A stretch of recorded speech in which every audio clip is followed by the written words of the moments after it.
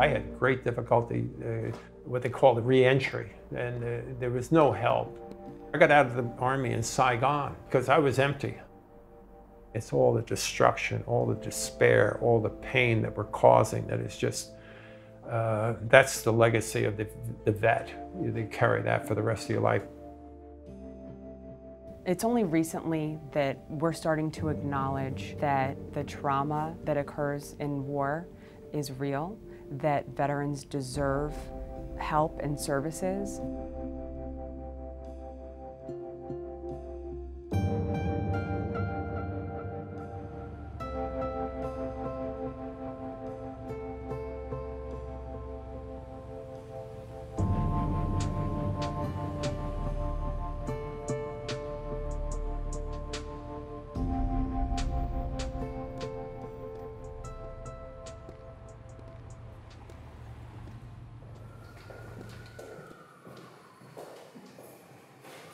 See, all my uncles and my father were all in World War II, and to stop fascism and Nazism, you know, and then I thought it was just my generation's responsibility to stop communism. You know, talk about stupid.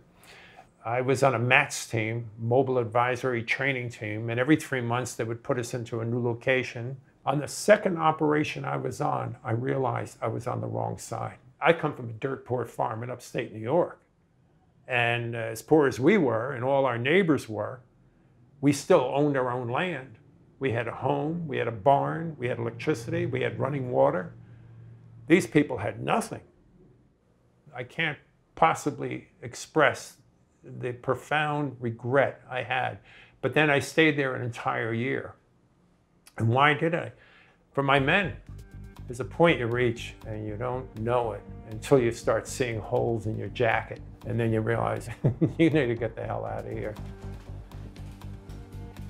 A lot of people used to say, oh, well, welcome back. I never felt like I was back. I was still connected with them until Saigon fell in '75. I was still there. Because all the guys that I was going out with on operations, they were still going out. I'm at home, I'm back here. I'm safe, but I'm not safe because I still was connected to them. When I came to New York and I was looking for a job, everybody would stop me in personnel and say, oh, you're a Vietnam vet. Oh, you were an infantry officer. Oh, how many people did you kill? And I never get passed on to sales, what I wanted to do was I get into sales. In a way, there was this odd guilt that we had, that we almost felt like we deserved this kind of a treatment. So it was very debilitating and very isolative. I wasn't really making much progress, and my son was born. I mean, my whole life, it just changed instantly. A lot of guys walked away from their families and fathered children who became fatherless. I couldn't do that. And that became the tremendous center of my life, was my son, because I did everything for him. I had talked to my son for years about how great the Vietnamese were. And so in 2001, we went out a number of times during our trip. He says, oh, Dad, I can see what you're talking about. You know, these people are unbelievable. So then we came back. About 5 days after we came back, 9/11 happened.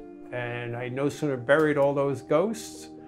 And what did they do? They created two Vietnams, Afghanistan and Iraq. Now the Iraqi war vets and the Afghanis are coming back, and they're in the same boat, that same isolation. People who suffered serious physical injuries during their time in service, those who lost their sight or lost a limb, those are not the people who come to me for assistance. The people who contact me have invisible injuries and things that aren't readily apparent. Some of them have been systemically denied disability benefits over the course of the last 4 or 5 decades, and they're still fighting, and they're looking for an attorney to assist them in fighting.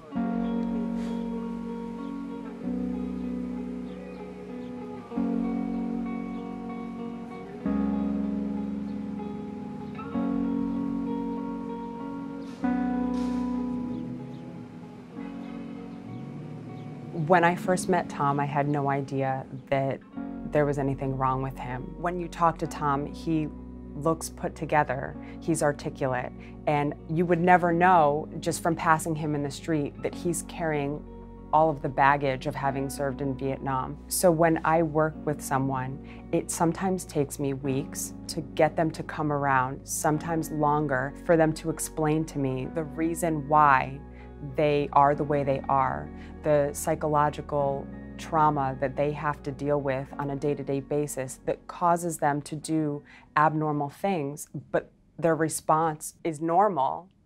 They were asked to do abnormal things. With Melissa, there's a confidence that she boosts in me, and she's not overly demanding, and she's not this, and she's not that, and she's very lively and intelligent and committed, you know? The closure that Tom would get by getting the benefits that he deserves might allow him to close that chapter in his life where he's in this constant struggle with the government and the VA. I hope to have a very successful writing career and acting career and a very good life with my son and daughter-in-law and grandchildren. My life is very rich now. I mean, I'm broke financially, but not morally, not mentally, not psychologically, and certainly not physically. I'm just optimistic that good things are going to be coming.